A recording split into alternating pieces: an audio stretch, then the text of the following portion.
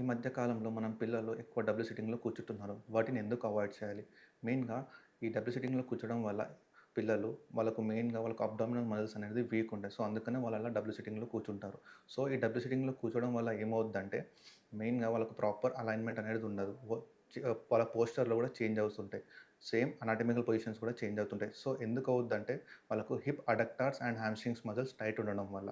So, ఇలా పిల్లలు కంటిన్యూగా కూర్చోవడం వల్ల ఏమవుద్దంటే వాళ్ళకు మెయిన్‌గా నీస్ మీద ప్రెషర్ వచ్చేస్తది. సో, దానివల్ల నెక్స్ట్ వాళ్ళకు లెగ్ పెయిన్ గానీ, నీ పెయిన్ గానీ, యాంకిల్ పెయిన్ గానీ ఇలా వస్తుంటాయి. సో, ఇలా మనం పిల్లల్లో డబుల్ సిట్టింగ్ అనేది అవాయిడ్ చేయాలి. సో, ఎలా అవాయిడ్ చేయాలి?